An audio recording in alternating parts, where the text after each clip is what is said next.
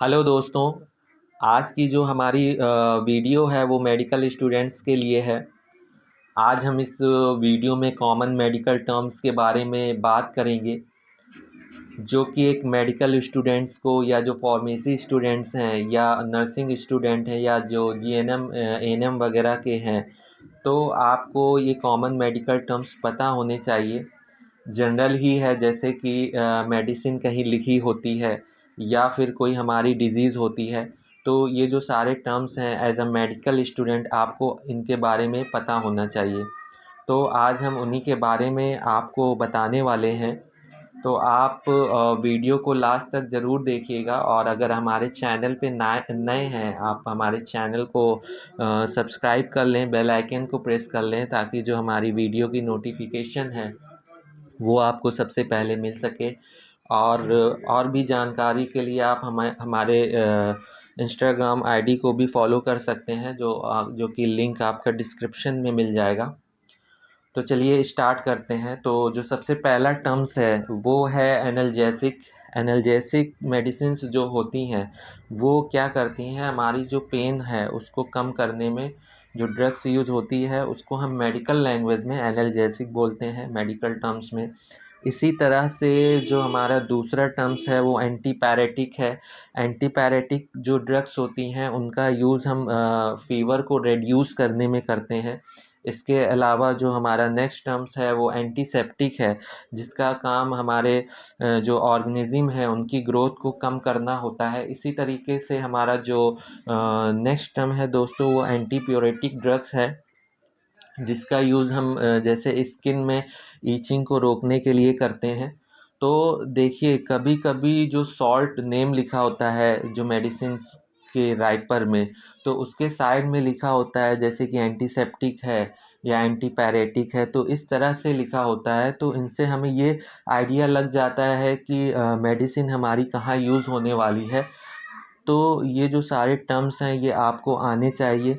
और इसके बाद जो हमारा नेक्स्ट टर्म है वो एगोनिस्ट है। एगोनिस्ट जो होता है वो drugs that attach to a receptor and initiate action. मतलब ऐसी जो ड्रग्स जो कि रिसेप्टर पे अटैच होती हैं और उसके बाद अपना वो एक्शन इनिशिएट करती हैं, यानी कि रिसेप्टर पे जाने के बाद अपना एक्शन स्टार्ट करती हैं, तो उनको हम मेडिकल टर्म्स में एगोनिस्ट ड्रग्स बोलते हैं। इसके अलावा जो हमारा नेक्स्ट टर्म्स है वो है एंटागोनिस्ट। एंटागोनिस्ट देखिए, ऐसी ड्रग्स होती हैं जो कि रिसेप्टर पे अटैच नहीं होती हैं और ना ही कोई एक्शन करती हैं, बल्कि जो ये एगोनिस्ट होती हैं उनके एक्शन को और रोक देती हैं। इसके बाद जो हमारा नेक्स्ट टर्म है वो है एंटीनियोप्लास्टिक। एंटीनियोप्लास्टिक जितनी भी ड्रग्स होती हैं वो कैंसर सेल की ग्रोथ को कम करती हैं, इनहिबिट करती हैं, यानी कि जो कैंसर सेल बनते हैं उनकी ग्रोथ को रोकने वाली जो ड्रग्स होती हैं उनको मेडिकल टर्म्स में एंटीनियोप्लास्टिक बोलते हैं। इसी तरीके से जो हमारा नेक्स्ट टर्म है वो एंजाइना है। एंजाइना क्या होता है, जो हमारे चेस्ट में पेन होता है, मतलब पेन इन चेस्ट। अगर हमारे चेस्ट में पेन होता है तो उसे हम मेडिकल टर्म्स में एंजाइना बोलते हैं। इसी तरीके से हमारा जो नेक्स्ट टर्म है वो है एनीमिया। एनीमिया तो आप सभी लोग जानते होंगे कि बॉडी में ब्लड की कमी को हम मेडिकल टर्म्स में एनीमिया बोलते हैं। एनीमिया यानी कि deficiency of haemoglobin in blood, it means anaemia. तो दोस्तों, इसके अलावा आपको मैं कुछ टर्म्स जो बताने वाला हूँ उनका एक ग्रुप है, आप उनको आसानी से याद कर सकते हैं। जैसे कि जो सफिक्स होता है, जो लास्ट सफिक्स होता है, जैसे आई टी आई एस से जुड़ा होता है, यानी इट मीन्स इन्फ्लामेशन। पहले इसके आप एग्जाम्पल देख लीजिए तो आपको अच्छे से समझ में आएगा।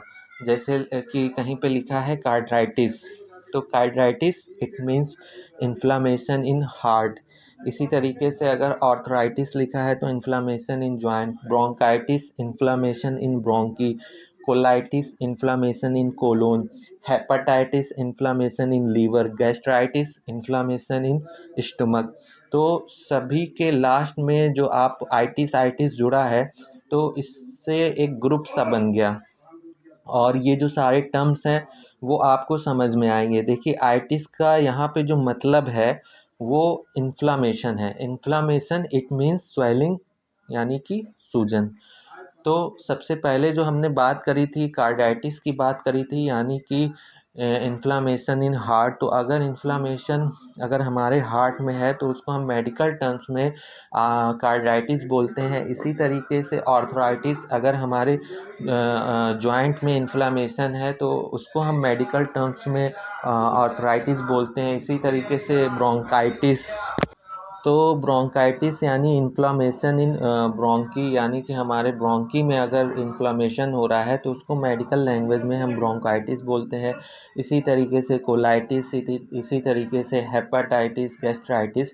तो ये एक ग्रुप सा बन गया, सभी के लास्ट में आइटिस आइटिस जुड़ा था। तो इसका मतलब ये है कि इन्फ्लामेशन, इट मीन स्वेलिंग यानी सूजन। तो इस तरह से आप समझ सकते हैं। और इसी तरीके से जो हमारा दूसरा ग्रुप है उसमें देखिए क्या जुड़ा है, algia, LGIA, it means pain, यानी कि जैसे कि nephralgia it means pain in kidney. इसी तरीके से माइल्जिया यानी कि it means pain in muscles. इसी तरीके से ओटोल्जिया यानी कि पेन इन ईयर। तो ये 3 ग्रुप हैं और सभी में एल्जिया जुड़ा है, तो इसका मतलब कि पेन यानी कि दर्द से रिलेटेड। तो ये हमारी एक मेडिकल टर्म्स है। इसके बाद और भी टर्म्स हैं जैसे कि हाइपोटेंशन। हाइपोटेंशन बोलते हैं मेडिकल टर्म्स में, जब हमारा बीपी लो होता है उसको हम मेडिकल टर्म्स में हाइपोटेंशन बोलते हैं। और जब हमारा बीपी बढ़ने लगता है तो उसको हम मेडिकल टर्म्स में हाइपरटेंशन बोलते हैं। तो ये भी आपको पता होना चाहिए। और इसके बाद जो हमारा जो नेक्स्ट टर्म है वो है डिप्लोमिया यानी कि डबल विज़न। डिप्लोमिया क्या होता है कि मतलब जो ऐसे पेशेंट होते हैं, जो ऐसे रोगी होते हैं जिनको चीज़ें डबल दिखाई देती है, उसको हम मेडिकल टर्म्स में डिप्लोमिया बोलते हैं। इसी तरीके से जो नेक्स्ट टर्म है हमारा उसको मेनोरिया बोलते हैं। मेनोरिया इट मीन्स मेंस्ट्रुअल ब्लीडिंग जो होती है, यानी कि जो पीरियड के टाइम ब्लीडिंग आती है उसको हम मेडिकल टर्म्स में मेनोरिया बोलते हैं। इसी तरह से जो हमारा नेक्स्ट टर्म है वो akinesia it means loss of voluntary muscles movement, यानी कि जब हम अपने इच्छा के अकॉर्डिंग आप जो भी हमारी मसल्स हैं उनको हम मूव नहीं, तो उस कंडीशन को बोलते हैं एक्नीसिया। इसके अलावा जो हमारा नेक्स्ट टर्म है वो एलोपीसिया है, यानी कि हेयर लॉस या फिर बोलते हैं बाल्डनेस। जब बाल झड़ने लगते हैं तो उसे कंडीशन में मेडिकल टर्म से में हम इसको एलोपीसिया बोलते हैं। तो ये हमारी कुछ कॉमन मेडिकल टर्म्स थी। और इस वीडियो में इतना ही। और हमारे चैनल को ज़्यादा से ज़्यादा लाइक करें, शेयर करें, सब्सक्राइब कर लें, बेल आइकन को प्रेस कर लें ताकि मेडिकल से रिलेटेड आपको जानकारी मिल सके। So thank you so much.